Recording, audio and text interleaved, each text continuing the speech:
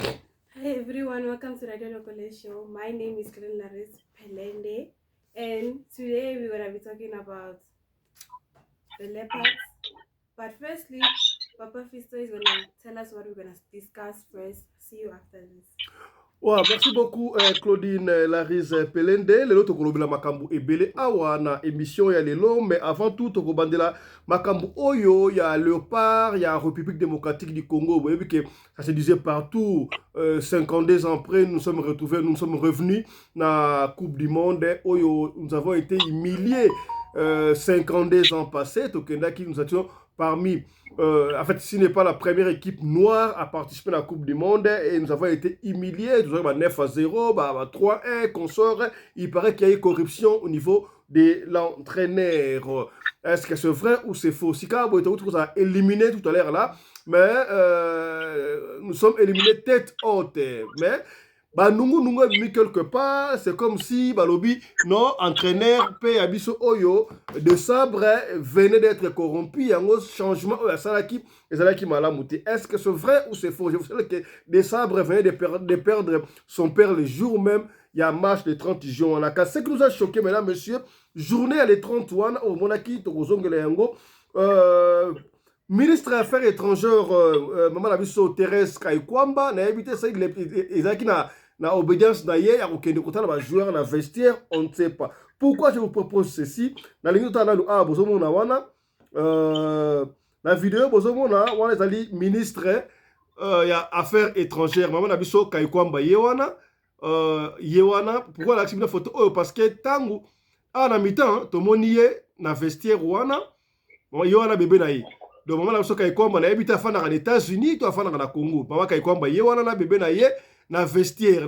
Après des fêtes, ton à mi-temps, yewana. Kasi point de l'action parce que nous avons les regrets, yaya. Nous avons les regrets pendant que nos frères et sœurs meurent, vivent dans la détresse en Afrique du Sud. Dans le cas de Oyo.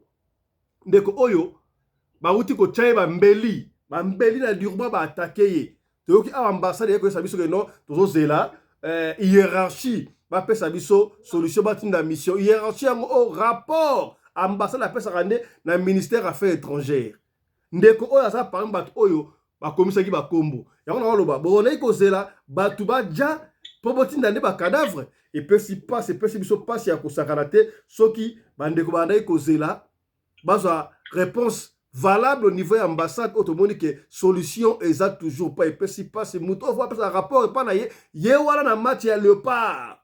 Vous voyez comment est-ce que vous commencez à politiser équipe. Or Balé match ezali la seule chose où est réunifier ba Congolais de toute tendance pour la politique osala mutu ya songolo mutu ya pakala biso nyonso tout okomaka batumoko. Qu'est-ce qui s'est passé? Est-ce que makambo ya corruption il y a entraîneur et ça lié à makambo ote?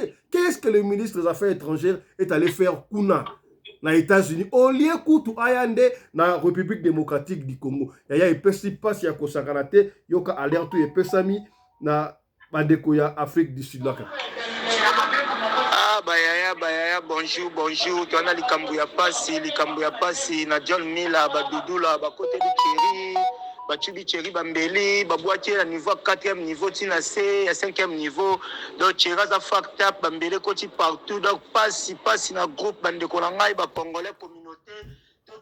Voilà, nous allons revenir sur ça dans cette émission, mesdames et messieurs. Na émission oyo tokokende bongo na mboka engumba Angola na Luanda. Na sakabino ba jeune fille botika kolinga mibali na Facebook, na réseaux sociaux, Facebook, TikTok et consort. Mwana mwasi oyo ba veillé na 9 garçons. Garçon principal akutelaki na ye na Facebook. Yo premier rendez-vous na mobali na garçon o ande ko tsalo baku bokei komela whisky. Mwana mwasi komela ba whisky. Suka nango ba ve ye ba bwaki ye na poubelle. Pesi passe Rwanda yango awa na émission ya lelo. Yaya epesi pasi ya kosakana te koloba makambo oyo ya bana mama papa o rien na mwana na ye akendaka kelaki salaka attention bendaka bana matoi. Bendaka banda matoi mutu moko te aya apesa mwana na yo kado. Yebisa mwana bapesa bino ba kado na école te. surtout baninga na bino muninga olia bombo apesa bombo te yango na senga ba parents sala ka moyen surtout mwana kendaka na lunch box na école mwana oyo ba pesi cadeau ya poupée nounous njokande nounous oyo alinga osala makambo mwana pe quelque temps lobi nango mwana makolo elembi abandi kosanza azo kokalisusu koloba te. Qu'est-ce qui s'est passé? Est-ce que mabe utaki na nounous wana to utaki wapi to koloba yango awa na émission ya lelo tolongwa na Angola tozonga bongo na République démocratique du Congo, précisément na Kinshasa, plus précisément na Mbinza Pompage na commune Ngalema Pompage, voilà. Et pas wapi mwana ya mbanda alali na wese yaya papa fisolobini na lobi mwana ya mbanda alali na wese papa aboyena mwasi na ya liboso azi mwana ya mibale azi mwasi ya mibale akengela bana lokola papa gendaki musala voyager mwana oyo ya mwasi ya liboso mama wana betie anyokoli alalisi na kati ya wese o likambu ya sobo boy tala makambu oyo tokosola yango awa na émission ya lelo Claudine. We'll see you guys after this. Voilà, très bien.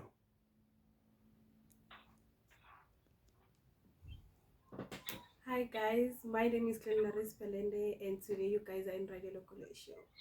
Today we are going to firstly talk about the RC Congo, the Leopards that played yesterday. But first is going to tell us what happened to the coach, the corruption, what people said about the match yesterday. Bafisto, please tell us. Voilà, merci beaucoup Claudine. Tobandi sika na pona biso ya liboso, tokoloba makambo oyo ya Leopard, ya République démocratique du Congo. Na baki yango déjà lobby, tout ça éliminé mais tête haute, tobimi vraiment tête haute, personne a donné la chance na Leopard. Mutu moko ane komona yango surtout na dernier match na biso, tata pourcentage babaki non Congo chance na ko gagner ça 5% pamba. Mais 95% ils allaient qui à Angleterre. Tout le monde dit comment est-ce que nous avons compliqué Angleterre excusez-moi, dans dengue ya kosakanate. Kasi étant pour qui partout dans les réseaux sociaux. Na inga benga ba pasteur boyala ba pasteur bo so ba kiti bofanda. Quand je vous dis ces gens-là que vous appelez les pasteurs, ngana benga ka bango ba fonctionnaires viennent Nzambe. Ce sont des flatteurs. Il y a un professeur qui a quitté. Tu as quitté pasteur Mokaye. Je ne sais pas si je vais retrouver encore l'image. Pasteur Wana a sa prophétie. Pasteur Wana Lobino. Ndenge sali awa Nzamba talisie que Congo il faut ezwa coupe du monde oyo. Congo ko coupe du monde euro epesa yango pa ya fachi. Pour la relaxa grandeur naie. Je vous ai dit à maintes reprises yaya. À maintes reprises. Bon sangisa kabale na makambu ya Nzambe te. Je ne sais pas si je vais encore retrouver l'image, mais même si je ne retrouve pas l'image, l'image on est partout. Et pas ya ndeko ya koloba que non Congo il ekozwa coupe du monde. Tout le monde a coupe ba prophétie monsieur pesa na score. Wana pas ya ba fonctionnaire vient Nzambe, soki po okei pa ba to mususu ya okomona ba oyo ba tradi praticien bazo kola biso kutu na ndenge ba bie kokota na herbon so kokota. Souka yango to suki neni. Nyonso wana souka yango le Congo est éliminé. Est éliminé, oui. To kenai ko sa tourisme te to kenai quand même. Otali sa batukino Congo atali pe nation en football. Nous avons réussi ya ko kotisa Congo lisusu. Kotisa Congo lisusu na histoire ya football africain. Lelo Congo pe est commis comme étant ba mondialiste. Donc, que nous avons joué, nous avons compliqué ma grande équipe telle que Portugal, Colombie, et aussi, surtout, par England, la troisième meilleure équipe du monde, dans le classement FIFA, n'est-ce pas? Mais tout compliqué, nous avons réussi à mener England, premier mi-temps au Bimba, deuxième mi-temps, tina 70e minute. Hélas, changement au Salamakiwana, et comme ça, l'équipe est couille. Baïke Baïkoloba, changement et Salamaki, il fallait qu'il pas changement et Salamandengoana. Na ndenge ya mulili na ndenge mususu bali kolobano équipe wana ekomaki corrompu na ndenge nini et pesi ngai mutu ko soya ko sakana te. Est-ce que l'entraîneur a été corrompu na yoki ba nungu wana je ne sais pas, il paraît l'entraîneur a été corrompu, je ne sais pas si c'est vrai ou c'est faux, mais je sais aussi que de sabre papa na ya kufa qui joue au ya match à Leopard il change de tête le 30 juin, n'est-ce pas, jour oyo papa na ya kufa qui jour ya match wana il était un peu dépaysé, démoralisé. Mais est-ce qu'il y a ça c'est à base que pour la période de match, je ne crois pas. Tout le monde qui est force à toi de sabre à manifester qui pendant que azana mawati personne ne savait ça. Moi to tchebi a sepela qui mais moi bilinga emo nani côté wana on ne sait pas si c'est vrai ou c'est faux. tokoyamba mwana mboka John Pungulu a expliqué biso makanisa lecture na ye par rapport à l'élimination ya Léopard na biso. Mais avant ça, nalingi to landa nanu audio ya moko ya ba chef coutumier ayi ko expliquer makambu pourquoi est-ce que Léopard eza éliminé. Est-ce que corruption ezali to ezali to na oyo plutôt ko John Pungulu to landa ngwana sabenga na bino tozala mboka yo ndeko papa ya Sedek opanzisa ngona bana ekolo martirisé nsusu baza koyoka biso likambo ya ndembo ezali likambo ya konzo epi ndembo mpe ezala likambo ya spiritualité meloko ya liboso epa na biso tobandaka mabe nkumu akendaka cimetière te bakumu bakenda cimetière balanda na cimetière mpo na ndembo et bapaxe avec l'esprit de mort, les esprits de mort. Ya mibale faut que bake mondele pe azala pe na spiritualité na ye. To mona ndembo wana ata mindele basala kango. Mutako sabino te. Donc problème ezali awa bana biso abeti match bien, en tout cas félicitations, bravo. Bana biso bazali mal entouré. Mokonzi ya mboka a s'impliqué na kati ya foot comme si mutazali sponsor. Oko ya tali ministre de la jeunesse et sport. Ya mibale mokonzi ya mboka na ba gestion chaotique. Ndeni bozana matanga na ndako ata baninga babana ko beta bosala ngo feti te. Ya misa tu bana babeti bien mais botu na entraîneur wana. Na premier mi-temps abeti makasi balembi. Deuxième mi-temps il faudra kota na 3 remplaçants bala moko. Pour avoir renforcer Konzo wana. Donc peut-être que ça n'engage que moi, peut-être que ndeko wana mundele azuma quelque chose bande kona bango pe mundele ngabiso te quelque chose osona imaninga ngabiso te. Donc yé oli a changé ba équipe a changé ba joueur wana force mbala moka tiki bango ti na suka. Donc kolemba wana na force ba pesi et sali ke bande kona biso ba zo bi wana. Mais normalement ceux qui entraînent dans complice a changé ba joueur comme anglais moni asa mo ke a trop pour là. Ati ba joueur a Konzo. Na bupikiri ki ba sali makamuna bango. Mais biso il faut trouver que ba pasteur fou. Bangunza. Banganga kisi tout botika ba jeune na bino wana parce que pona kozwa kisi il faut moza makasi. Kozwa kisi ya boxe il faut moza pe boxeur. Kisi ya ndembo faut mo beta beta ndembo bana so beti ba beti ndembo malamu. Mais bota confusion. Financement l'anité escroquerie makasi ata mwana lumumba ekota mbutu ba mai soute depuis ba mena Maroc a sala succès kanda ekota ba boya ya ba voyer soute. Donc tout ça fait que l'équipe n'a pas poli. Mozo ba zua mutema mabe na ba balimba comme ça on est dans mon personnel. Beaucoup de ça va bino peuple martyrisé.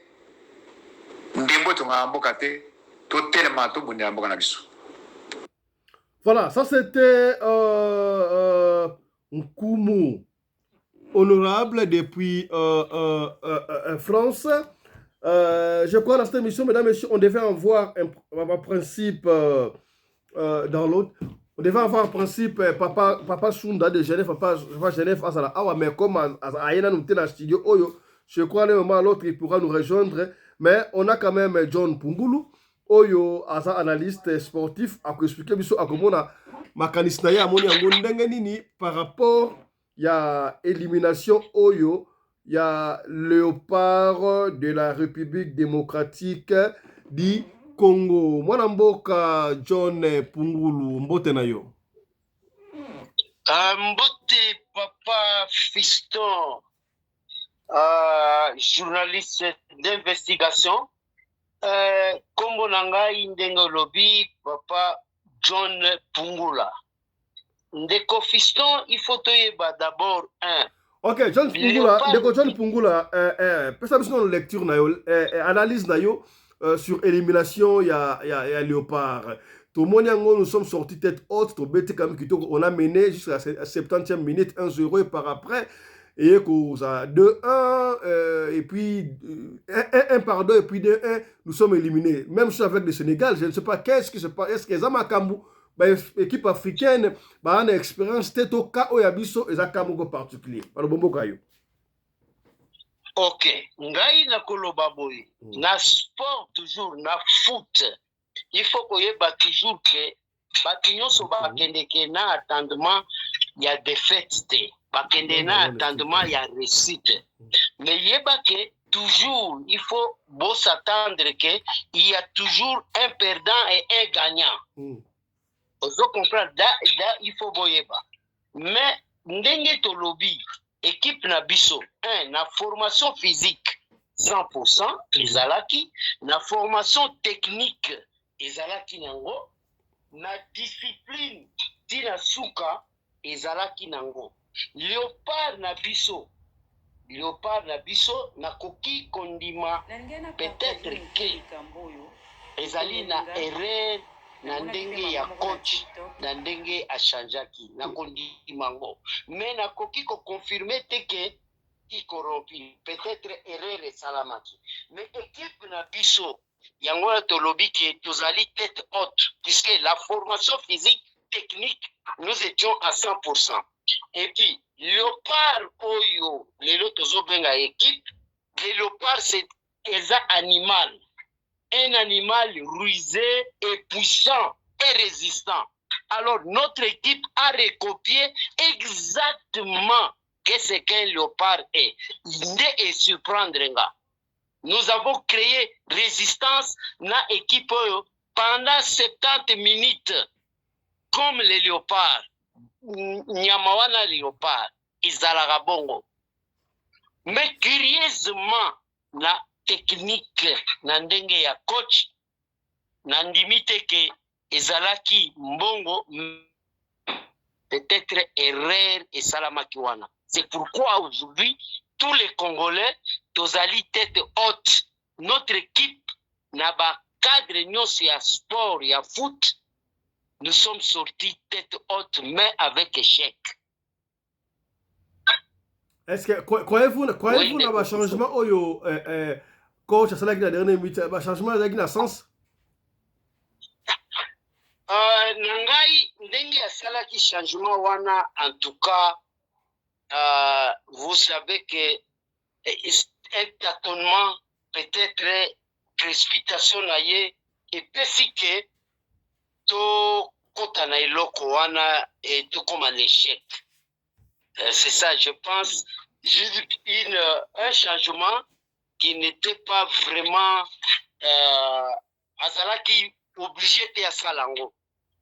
Voilà, parce qu'on dit bien, on ne change jamais l'équipe qui gagne. Mais la façon Tobana Kokende, ezalaki te que coach a changé à Salabiloko wana. Merci beaucoup, John Pungula. Merci, Fiston Pelende, l'analyste ou le journaliste d'investigation. Restez encore avec nous. Restez encore avec nous en ligne. Restez encore avec nous en ligne, John Pungula. On va vous poser 2 ou 3 questions. Restez toujours en ligne. Claudine, how did you see the coach change for the last 20 minutes? The change, you agree with the change, or there was something like corruption? The change was not bad. The change was good, but they should have kept the guy who scored the goal first. And also number 7. Number 7 is, I forgot who was number 7. They should also kept number 7. Even when they brought, who's this, Meshach inside, and the other one they brought inside, they should have removed the people that were not playing good, because the captain was actually good. The first the first team that played for the first, before the 20 minutes was actually good. But the reason why the coach changed has to be a reason why they changed them, because of how they were positioning themselves. Maybe if they added Makambu, maybe this time he would have scored. But I don't think the change was bad actually. It was a good change because we saw the minute he changed people, there was a chance for us to score again, but we couldn't get the score. We couldn't get the score, Claudine. Voilà. Je ne cesserai jamais de le dire. Merci à vous. Bravo à vous, les léopards de la République démocratique du Congo. Vous nous avez fait plaisir. L'Afrique du Sud est rentrée hier. Il faut qu'on commence que Bayambi Afrique du Sud, malgré les défaites. Pourquoi nous devons aussi accueillir les léopards de la même façon qu'on a accueilli les Bafana ici en Afrique du Sud? Parce que c'est pour la première fois. Afrique du Sud, il y a une coupe de monde 2 fois ou 3 fois, mais les cas dans la deuxième tour, la phase éliminatoire, mais et ça déjà victoire pour l'Afrique du Sud. Biso Penengemoto, que en 1974, je crois, on avait une mauvaise histoire dans le football africain généralement, particulièrement congolais, on n'attendait pas quelque chose de grand chez nous. Mais déjà, match à Liboso, on a surpris. Portugal a quitté. Deuxième match, on a très bien joué malgré la Colombie nous a gagné. Et troisième match, nous avons fait face à la troisième équipe mondiale. Nous avons encore écrit notre histoire. Alors, il y avait la chance de gagner, mais il n'y a pas de souci. Mais puisque tu l'équipe déjà dans le second tour, d'ailleurs, on a gagné 3 avec Ouzbékistan. Donc, match avec Portugal, c'est déjà une bonne chose. Donc, score, on a mis son encaissé combien? 5 buts, on a marqué 5 buts aussi, n'est-ce pas? Donc, c'est pas mauvais. Bravo à vous, le léopard. Donc, ceux qui vont quand même, parce que pour la sortie une victoire pour Nabiso. Merci beaucoup. Voilà ce qu'on avait comme léopard. Mais, on a fait une image awa, ma camosée qu'on est en Afrique du Sud, awa, ambassade à Sokoloba, il faut tozela rapport et outre la Kinshasa et ya muto ba repère sa rapport Mama Kaikwamba ministre des Affaires étrangères yeyo pendant que ba faire l'Afrique du Sud to moni awa yewana incroyable la ministre Thérèse Kaikwamba dans le vestiaire de Léopard avec son bébé. Vraiment maman, ministre des Affaires étrangères. Aujourd'hui, le 30 juin, on est en train de massacrer les Congolais en Afrique du Sud. Il n'y a pas d'avion, il n'y a pas de suite, il n'y a pas de négociation pour le peuple congolais. Elle est ministre des Affaires étrangères. C'est ça son travail. On ne comprend pas. Il y a déjà le ministre des Sports, M. Boudimou, qui est avec eux. On ajoute encore ministre des Affaires étrangères dans les vestiaires. Qu'est-ce qu'elle cherche là-bas? Qu'est-ce qu'elle regarde? Qu'est-ce que le ministre des Affaires étrangères qui est comme ça dans le vestiaire ici comme le léopard Azali? Na bébé Koutou. Toloba te. Au bon en Afrique du Sud, Ganga Tongo me dit pourquoi. Les gens sont massacrés. Attaque communiqué officiel Boezate. Ambassade Afandi Kimia. Ce qu'on tourne l'ambassade, va dire Koloba Nini. Que tout là, hiérarchie après ça suite. Hiérarchie on va répéter la suite. Ezali ministre Oyo Kaikwamba Tomoni Kuna Yewana na fait na bébé na ye. Bon tu vas sur la pideur te na mukili. Oh je ne sais pas. Respect na maman mais pideur rien sous donc cela veut dire en d'autres termes, bateau va faire l'Afrique du Sud, Talibangoté. Et Talibangoté, c'est important. Qu'est-ce que les ministres des Affaires étrangères ont dans le sport? Oh, ministre des Sports, Bilé Boudimbu, Azalaki déjà wana. Il y a pour ça, ça même pas ministre du budget, même pas la finance, mais affaires étrangères. Tout le monde a qui a gagné pour un décor pour l'Irlande. Mais awa bateau a un problème. Dans l'axibino awa, yaya. Dans l'axibino awa, ndeko a un problème. Batie bambeli. Ah, tu as Durban, yango. Comment ndeko nanu mabe yete mais asa sous sonde comment balamako ba tete bambeli partout ndeko oyo. Et puis si passe dans un audio oyo et bon on to so siko John pour expliquer so mambele kakuda na ko interview. Ya to lo bate. Yoka audio, yoka. Bayaya, bonjour. Tu as likambu ya pasi, na John Mila, Badudula, Bakote di Chéri, bachubi Thierry Bambeli babwaki na niveau 4e niveau tina C ya 5e niveau donc Thierry za fucked up Bambeli koti partout donc passe na groupe bande ko ngai ba congolais communauté totelema ezali direct office to kende to fongola kesi en plus to landela ba congolais to tambola ka su mutu moko te na nzela il faut 4 congolais 5 congolais ata mo denzete na mbeli moko po to komi na ça il faut la guerre civile bazulu ba komo tambola 7-8 personnes na banzete na bambeli so akuti yo congolais to étranger za yo moko ba ba pok yo okufi nzambe abatela biso ba étranger nzambe abatela biso ba foreigner biso tu ba congolais to za bomoko o ezali groupe ya KwaZulu Natal ya kotambola ka yo moko te to tambola ka système à 3 personnes 4 personnes so kenda ka bula ta 2 3 et ozala dépôt 2 personnes puis osala intervention à 7 personnes mais mutu moko ezama be Thierry na minta za na hôpital na coma kao nga direct office na zo lela mai na miso chesko za awa ba kenzo baza awa Bariki Joe baza bayatu baza en tout cas passe. Merci beaucoup. Qu'est-ce que tu dis? Voilà tout le monde ndeko Thierry on va tenir une vidéo voilà en fait photo ya ndeko Thierry comment est-ce que basalier mabe na niveau ya Durban il y a un ministre affaires étrangères autre c'est le moment Kaikwamba ba c'est que ba congolais ba kozonga le 30 juin avant le 30 juin ba congolais ba zongité to qui pas communiquer ya ko s'excuser té ya ils peut ça passe. Comment se fait-il que vous pouvez prendre les pays en otage comme ça? Moi, je ne comprends pas. Je ne comprends pas. Si on ndeko oyo, bate bambeli. Ndeko oyo paraît comme on a fait dans la liste à batu oyo, il fallait qu'il va zonga Congo. Bandeko ba un espoir ko zonga. Nzoka ne mutu ba osela yewana. Tolo banini. Nous réservons pour la complet ba mo mususu wana. Et puis si pas si ya ko sakalate makam o toloba te. Qu'est-ce qui se passe? Moi, je John Pungula, yebsa biso situation générale na Rosentenville. Rosentenville, c'est quartier Oyo. Ba moko ya ba quartier Oyo, makambu ya mabe salami, notamment la sakibino Oyo. Ba côté la ki ba bandaku, ba mese ba tuloko libanda, ba ma bébé il y a 3 mois, 4 mois conso, ba na problème kuna alors hier azali empereur.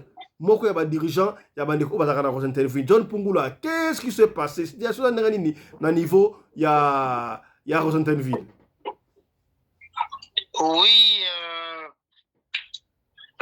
Ndeko Fiston, journaliste Nabiso, je pense que Tozali abandonné.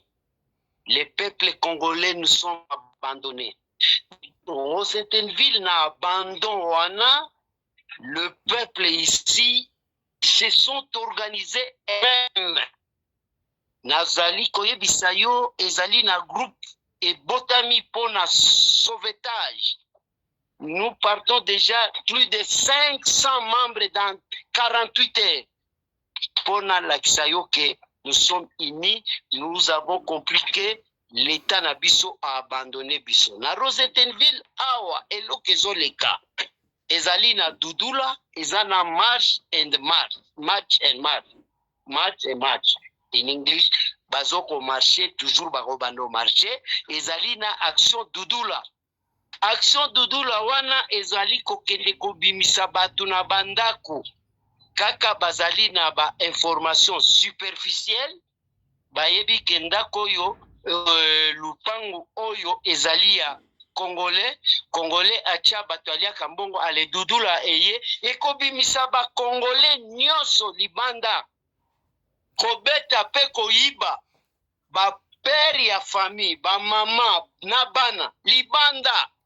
Mais John Pungula, toyoki on dirait le bino bozo communiquer so bien. Est-ce que c'est vrai que bandeko ba misi bango libanda wana ezali bandako a problème o ba bandako a poids? Est-ce que ça ya solo? Ndeko nangai biso toza neti ba locataire. Oui, je peux dire que eza bandeko neti ya poids puisque je suis victime na camarade nangai babimisaki na ndako ya poids na minute on aza na place wana eza ndako ya poids. Ndeko na biso congolais mutu azwaki ezali bandako moko soit un ezali na suspect qu'eza ndako ya poids, soit eza confirmé déjà par ministère na bango ou organisation na bango bazali déjà ba épinglé bandako ya poids.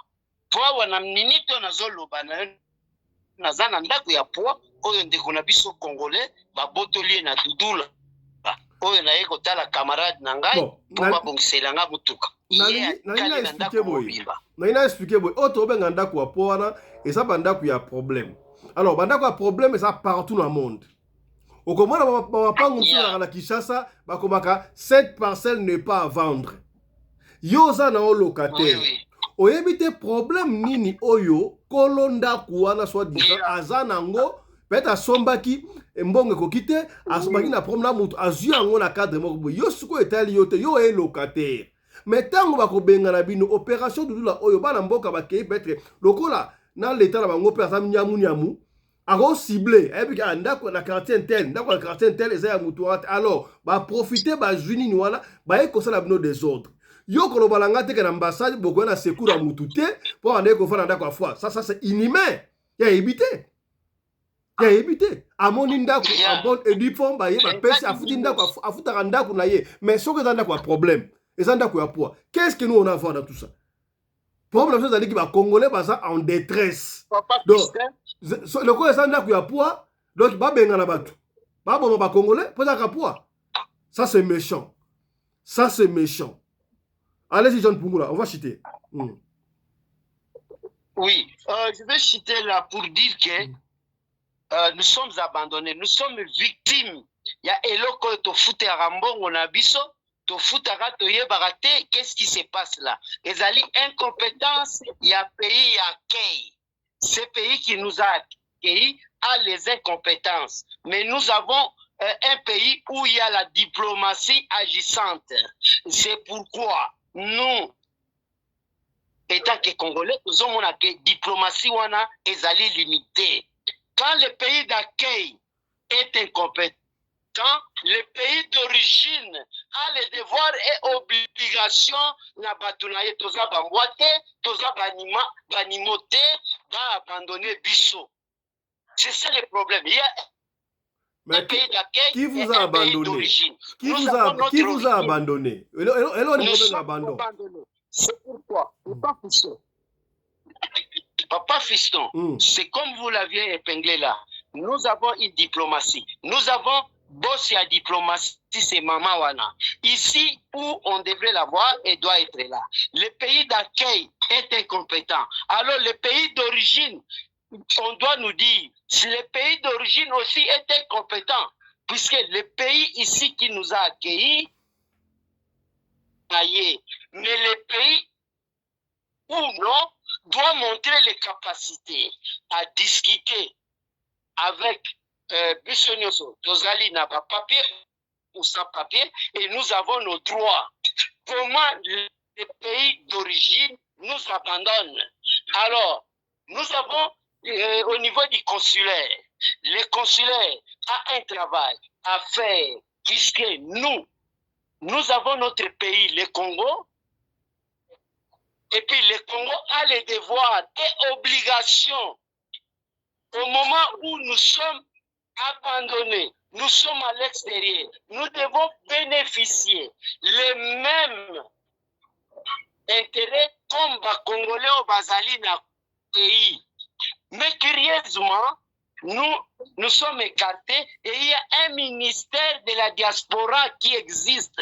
Il y a l'affaire étrangère. Je ne comprends pas. Quel est le péché que les Congolais ont tout ça là? John Pungula, vous avez un message particulier pour envoyer na diplomatie na biso na niveau ya Pretoria? Je voudrais envoyer ce message vraiment au niveau il y a ambassade na biso. Il y a diplomatie na biso représentée par ambassade awa. Tozali négligé, tozali abandonné, tolingi assistance ya ambassadeur na biso. Biso na Rosettenville, tozali déjà groupe, où il y a plus de 500 membres. Tolingi soutien ya mini ya ambassadeur na biso na Rosettenville. Bolingi soutien ya marque nini bolingi? Bolingi soutien ndenge nini parce que il est de cœur avec vous. Soutien na biso ezanini. on a organisé les rapatriements. On doit nous évacuer la Congo Awa. Nous voulons que l'ambassadeur nous montre les dispositifs, c'est-à-dire sur le plan financier, sur le plan matériel. Nous, les Congolais, nous voulons être évacués ici. C'est tout ce que je voudrais voir auprès du consulaire. Voilà, merci beaucoup John Pungula. Je rappelle que vous êtes moko ya ba Kambi, ya ba Congolais oyo basali na quartier Rosentenville, quartier oyo ezaki na ba problème belé ba mse ba na bandaku et consort ba besoin il y a soutien, il y a diplomatie na biso au niveau, il y a Pretoria, mais je vous ai déjà tout dit. Nabi, en attendant que prenez-vous d'abord en charge de voir la besoin parce que jusque là rapatriement c'est comme si est commis incertitude jusque là. Voilà, nous allons revenir sur ça dans nos prochaines émissions. Voilà, moi namboka Alimbuyi mbote na yo. Mbote Tata Sadek, journaliste international, journaliste Yamayel Lepe Boanya Oyo na Mikolo, yo vraiment bazo sentir pena que non oza na solidarité ya solo zali ko compature na bande ko na yo oyo bazali abandonné, bazali délaissé, bazo traverser vraiment période moko ya passe na moko ya South Africa. Voilà, dites-nous un peu, qu'est-ce qui se passe à niveau de la mobilisation à Batou, un rapatriement volontaire, consort, plainte et belé, baka nini oyo, incidé, salami partout en Afrique, on va pêcher au rapport, ça m'a niveau ni. Bon, pour la makambu ya rapatriement volontaire na niveau ya ambassade, tazo senga la ba Congolais, babosa na yango. Babosa na yango, rapatriement volontaire na niveau ya ambassade, et kosala mate. Donc, ambassade etalisi incapacité na bango, batalisi que bazali na considération envers population oyo bazali ko représenter te. Et sengeli tolo bapolele esika wana. Soki bazalaki na amour, na respect envers communauté congolaise ya South Africa, malgré ce qui peut-être mikakatano ezalaki pour na rapatriement volontaire kolangisa na ba communicateur na bango ya cité oyo bapesa ki communiquer baloba na communauté ete avant les 30 batu bakolongwa mboka oyo bakokaki quand même ko informer bango pe kaka lisusu ko baza incompétent ya mwana mboka Simba awa na lingi to ke na individualité te jusque là communicateur officiel et ambassade Azati. C'est bon? Nous on considère non, ndeko. Non. To considère ngonde ngwana te. Communiqué officiel na ambassade Ezati.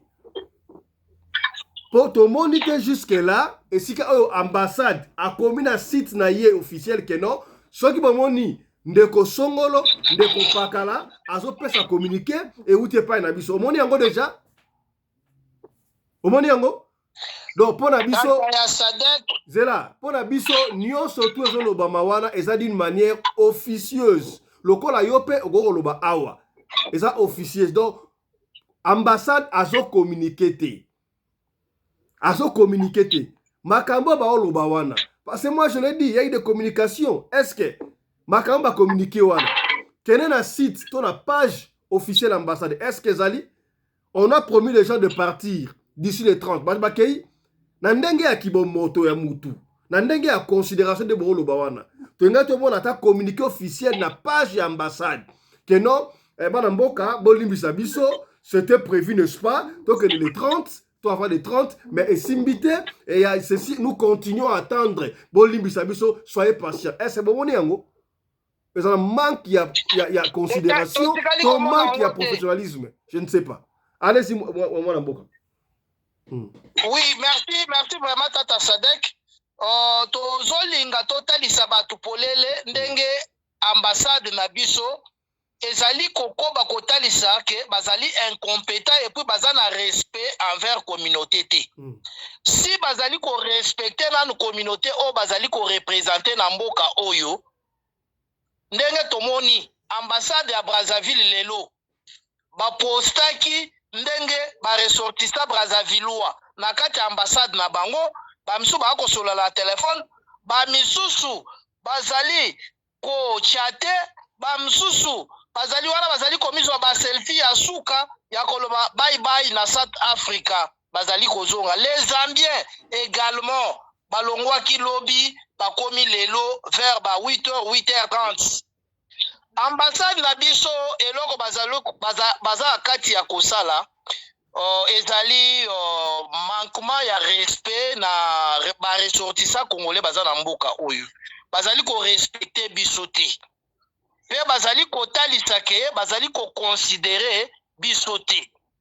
Yango tozali kobenga na ministre ya le ministre à l'étranger Crispin Nguindu. Monsieur Crispin Nguindu, est-ce que vous êtes au courant de la situation en Afrique du Sud ou bien vous êtes au courant? Maman Kaikwamba Thérèse, ministre des Affaires étrangères, vous êtes au courant? Chaku, mais Chaku Chaku Simba, mais Mouto Tanyo Maman Kaikwamba. Maman Kaikwamba, tu connais ça awat. Pendant que nous vivons dans la détresse d'Afrique du Sud, au moins Maman Kaikwamba na bébé na ye na vestiaire ba leopard. Ministre des Affaires étrangères, oh face à la Afrique du Sud, mais ton moni na vestiaire ba jouer na bébé na ye. À qui pourrons-nous faire confiance? Oui, évidemment, Outi Koboda, Lifantu na biso ya tika. Omoni ezali pasi kosala confusion ya bolingo na politique. Bisika ya kosangisa bolingo na politique, inconvénient yango yo. Omoni inconvénient ya kosangisa ba petit frère ba bokilo ba semeki na makambo politique yango. Parce que batu bako banda kosala su musala bien te, pourquoi? Parce que nga na petit frère ya président. Oyebi te ke ngai na ndeve ya président bakosala ngai eloko te. Oyebi te ke président kutu nde aza wana aza mobali ya petite sœur na ngai, azali mobali ya grande sœur na ngai. Vous comprenez un peu ça? Vraiment ezali kopesa pasi, ezali kopesa mawa. Biso tozali na ba quartier awa on a comment est-ce que les étrangers sont en train de souffrir. Ok, dites-nous un peu, Chakou. Chakou, nous voulons être concrets.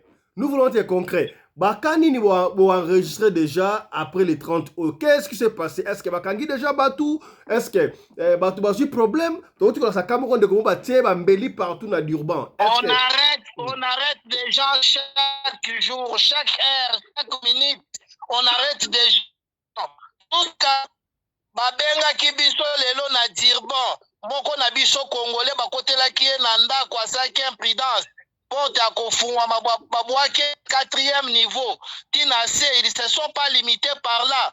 Bachoubiye banzete, bachoubiye bambeli. On a montré ça. Donc, toyebite toseraka nzambe ale kaliboso à perdre vraiment vite. Il y a des endroits jusqu'à présent, bamisu babukela ki bango babisika, bamisusu bakimi bazali introuvable, bazoye bateso bazali baka ezebele mais nous continuons toujours ya enregistrer toboyi tolo ba na réseaux sociaux. Passade basa pour bazar na bango autant to loba bazozwa ba bonne note et puis ba communiquer on a kinchweki bango pe basa la recherche na ndenge na bango batalisa si réellement ils sont en communion avec communauté. Yango ne kotalisa que réellement bazo communier na communauté parce qu'il y a des problèmes qui se passent.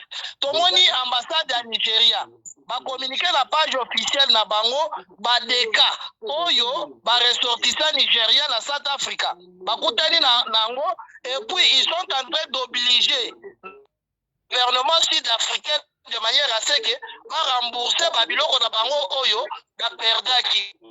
Mais notre ambassade jusqu'à présent communiquer signe mais toyebaka ke ezalaka na chargé mobimba ya communication o azalaka payé azawana. On se pose la question, est-ce que ayebi musala na ye ou bien ayebi musala na ye te?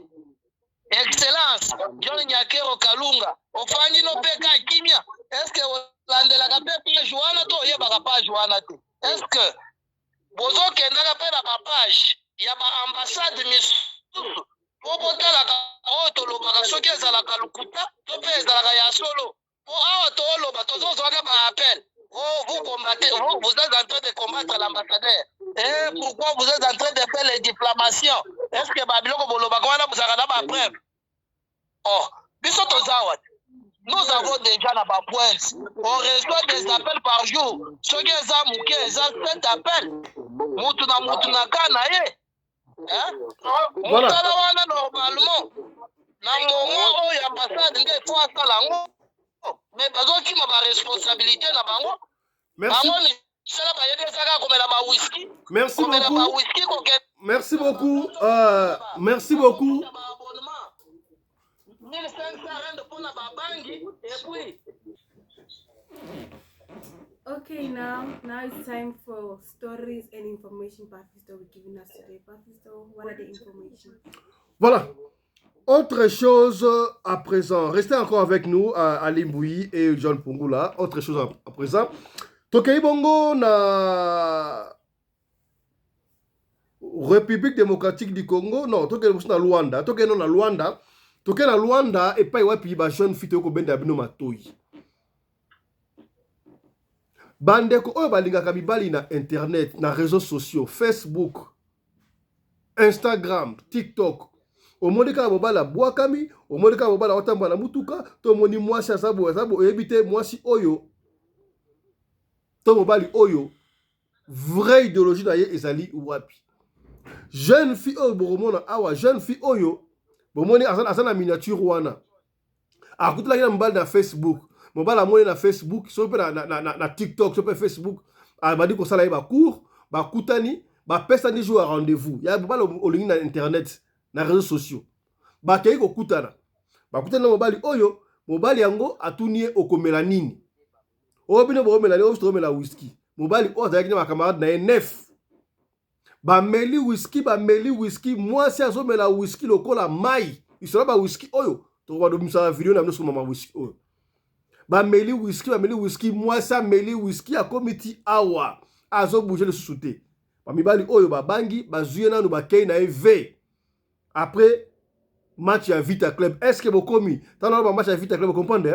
Bah, qu'il y a match à Vita Club, bah, on a son 9 fois. Après, match à Vita Club, bah, bois qui est dans la poubelle. Moura Bata la yoko taillé. Bah, jeune fille était à bino, hein. L'anda explication, on a expliqué l'histoire de la fille. Oh, tout l'anda.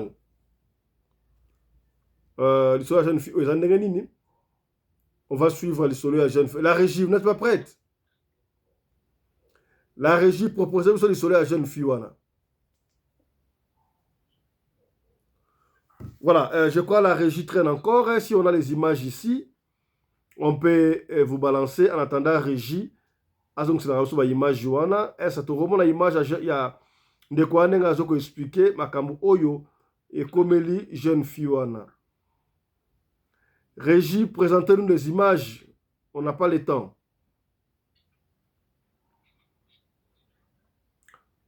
Voilà, la régie peut nous balancer image oyo ndeko wana azali ko expliquer lisolo ya jeune fille wana oyo babeti match ya Vita Club likolo ya Kilokoso.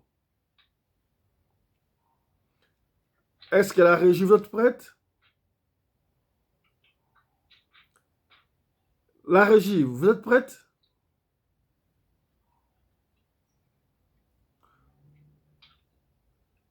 Voilà, si la régie n'est pas prête, je crois nous allons revenir sur cette image-là dans nos prochaines éditions. Mais quand même, on peut vous présenter les visages de la fille. Je ne sais pas, ça va se voir très bien, très clair. Voilà, c'est la fille en question.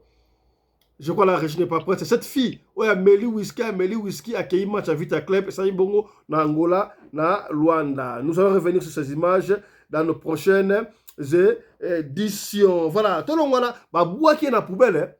Bah, il y a kolota. Et yabino. Okuta namba lelo, yono sera buka lelo lamba lelo. Et donc ça passe à Kosakalate. Tout le monde Angola, to songi bongo na République démocratique du Congo. Il y a ça là, attention.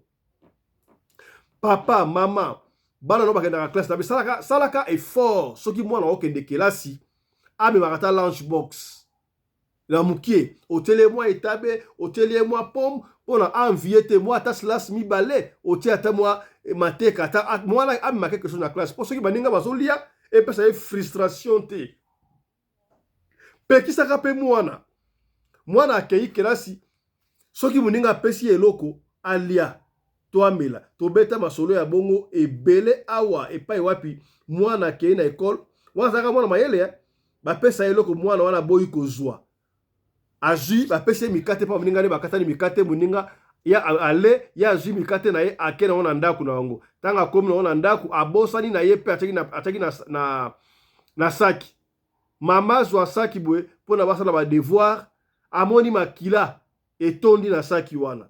Qu'est-ce qui se passait?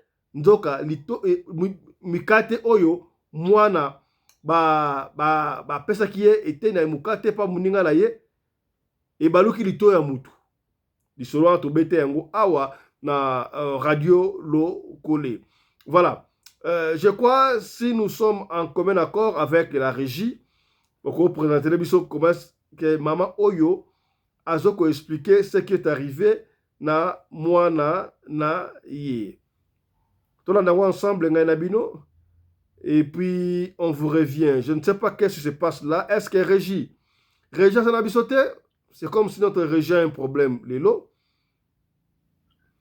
Régie oko proposer sur image wana ndenge maman azo expliquer ndenge mwana na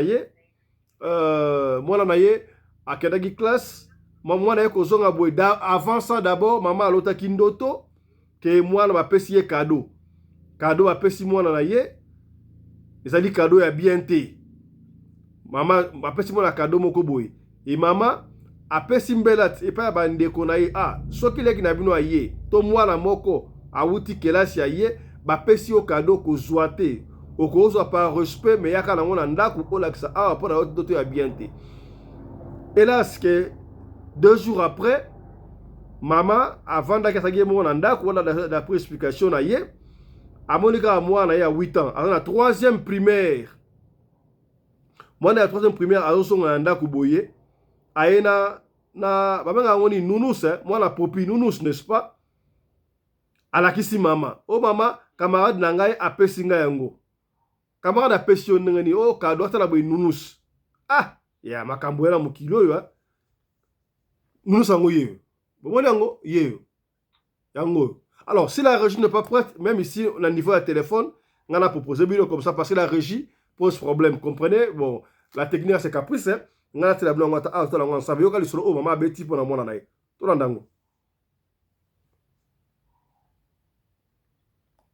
Mais ezo kana pété. Oh là là. Lelo sans effet nabino sans effet nabino lelo. Ma solo presque une merde. Allez-y comprendre, ça ce sont des caprices, il y a la technique, mais on va essayer de relancer. Régie.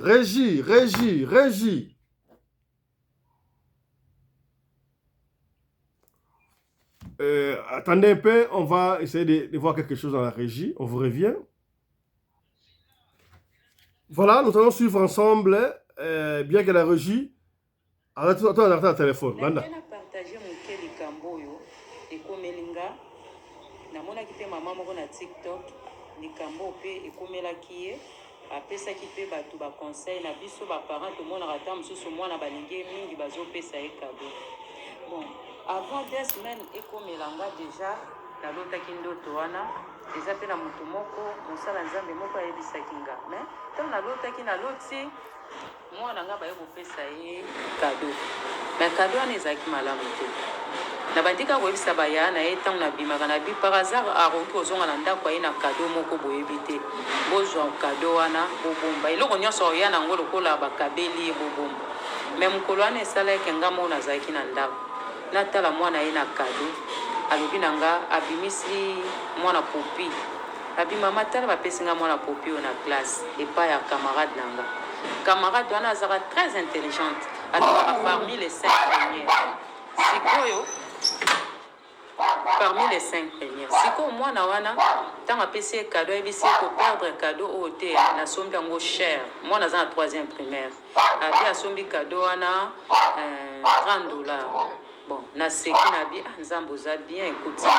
Na bien na zeki sango na bi non non, il faut na question qui sont na classe. Il faut et que nous zonga place nde nzambe asalaka topriye mpe tolali na biso na ntongo mpe natuni mpe mwana oloti ya eloko moko te bon problème eza te azwi naketi na direction na bango babengi mpe mwana wana apesaki mwana nga kado ya pupe wana akotya mpe pupe yango bomona yango azwi nabengi ye natuni ye nani yango apesaki yo kado o mwana wana alobi nani apesaki yo pupe oyo alobi o te collègue mwana classe na bango mosusu apesaki nga na bibon kende kobenga mwana ngo namoni ka mwana ngo azobanga azokende kobenga te na comprendre ka kosi aboyi nde kobimisa moto apesaki ye pupe wana po apesa mwana nga bon donc ezalaki nango problème te na direction mpe bandi kolobela mwana wana komo kopesa moningano kado boye mpe ya modele oyo esili nango natiki mwana classe bando osala baexamen nazongi na nga ntango nazongi nake priere na priere ntango nafandi natalaka babengi ngai na telefone mama ozawa so babengi nga bo bayebi naza na priere na babengi seke likambo moko eza malamu te nayambi babi awa mwana aza bien te mwana akende otike na classe bi aza bien te ndeni o aza bien te directeur na bango moto abengi donc bamemi mwana azosanza kaka azosanza bamemi na hôpital na bango ya classe bapesi ekisi azosanza kaka azokoka so kotambola te naseki na bi diable aza tellement risé na bi boya na mwana na ebisi chauffeur kende ozwa mwana yaka na classe naza na église na okende na hôpital te na bandane na église na ye baye na mwana église na babondeli mpona mwana na après na ye komema mwana hôpital basali mwana baexamen wana batali mwana faiblesse kaka voilà donc mwana oyo abiki parce que maman na ye amaki na prière asambeli donc epesi mpasi ya kosakana te faites très attention na bana na biso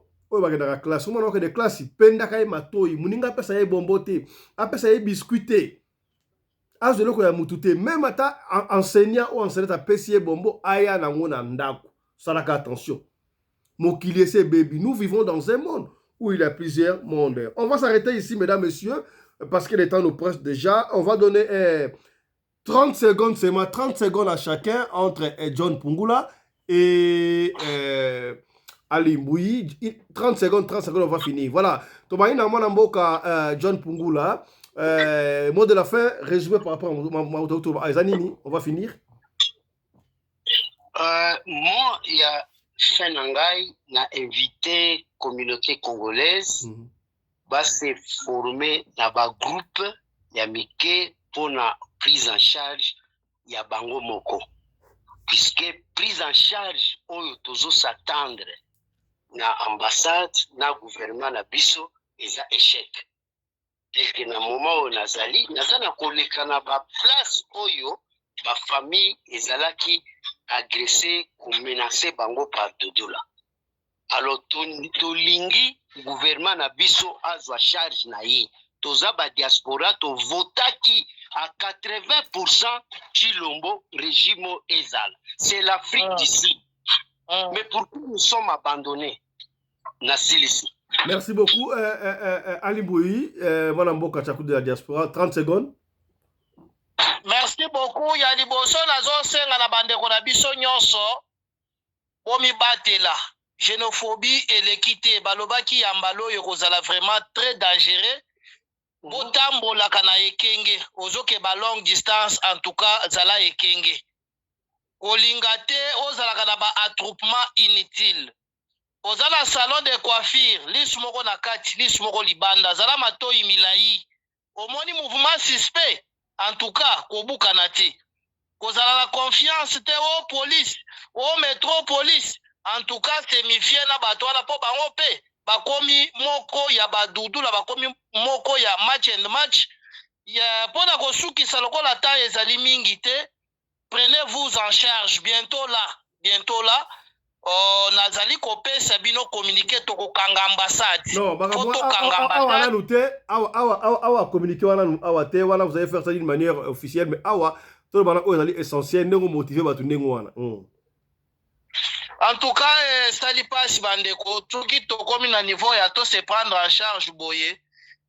C'est parce que le gouvernement n'a pas abandonné la population. C'est ce qui n'est pas vrai. Et chose grave, pour Nanini, ambassade à Lingi, qu'on ça la communiqué officiel, tout bayeba. Ceux qui peut-être pas bien la famille na Congo, pas soutenir bango, pas zonga Lubumbashi, pas zonga Lubumbashi. Et ça, tu me sous bazal sous na misala te bakoma ki espoir na bango kaka, patrouillement volontaire au gouvernement. Merci beaucoup. Soi-disant balobaki. Et pour pas chiter, mes frères et sœurs, ngai votre humble serviteur, Chakou, avec Olivier Kalenga, président de la mission NCCD, Radio Lokole Bakoya Pewana, pour bazouer la bino bilili. Tozo bunda avec nos partenaires, toko faire voyager Batou. Toko faire voyager Batou. Toza déjà na plus de 700 personnes baza déjà enregistré. Toko bunda. Gouvernement na biso bakoyoka soni mais bakosala mosala malamu te na Afrique du Sud bakozala mal à l'aise voire même ya ko circuler. Merci beaucoup na ba quartier tokobanga. Thank you for everyone for watching. We're going to see you guys next time. Papa. Voilà, bandeko balandi, merci beaucoup de nous avoir suivis. Tosuki awa, merci. Yom tota la biso ya soko na biso la kopesa benga biso o pepso biso na soko bengi biso ozu biso te komi tungusama te tikila biso audio ya biso na tokobeta yango kaka ndengo nito beta yango soko lingi tanga kombo tokotanga kombo soko po lingi totanga kombo te tokotanga kombo te biso fonctionnaka ndengo wana. Allez, portez-vous bien, santé de fer à tous. Chap chap. Merci. Et tchara.